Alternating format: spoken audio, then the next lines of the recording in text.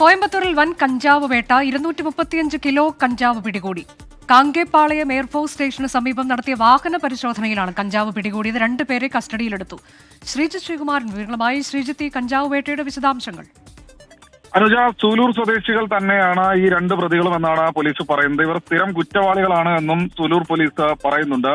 ഒരു രഹസ്യ വിവരം ലഭിച്ചിരുന്നു. ഈ എയർഫോഴ്സ് കങ്കേപ്പാളയത്ത് എയർഫോഴ്സ് അക്കാദമിക്ക് സമീപം ഇത്തരത്തിൽ ഒരു കഞ്ചാവ് വിൽപ്പന വ്യാപകമാണെന്നൊരു ഇൻഫർമേഷൻ, ഒരു രഹസ്യ വിവരം ലഭിച്ചിരുന്നു. അതിന്റെ അടിസ്ഥാനത്തിലാണ് പോലീസ് കൃത്യമായ രീതിയിൽ ഒരു വാഹന പരിശോധന പുലർച്ചയോടുകൂടി നടത്തിയത്. അതിലാണ് 235 കിലോഗ്രാം കാറിൽ ഒളിപ്പിച്ച് കടത്താൻ ശ്രമിക്കുകയായിരുന്നു. ഒരു ബാഗിലായിരുന്നു സൂക്ഷിച്ചിരുന്നതെന്നാണ് മനസ്സിലാക്കുന്നത്.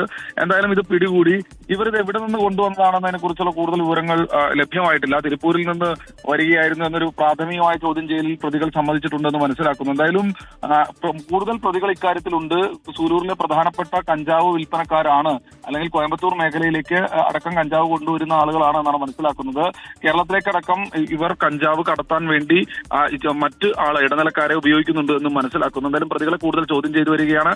കൂടുതൽ അന്തർ സംസ്ഥാന ബന്ധങ്ങളെക്കുറിച്ച് മനസ്സിലാക്കാൻ കഴിയുമെന്നാണ് സൂലൂർ പോലീസ് പറയുന്നത്. അനുജ, കോയമ്പത്തൂരിലാണ് വലിയ കഞ്ചാവ് വേട്ട. 2 പേർ പോലീസ് കസ്റ്റഡിയിൽ.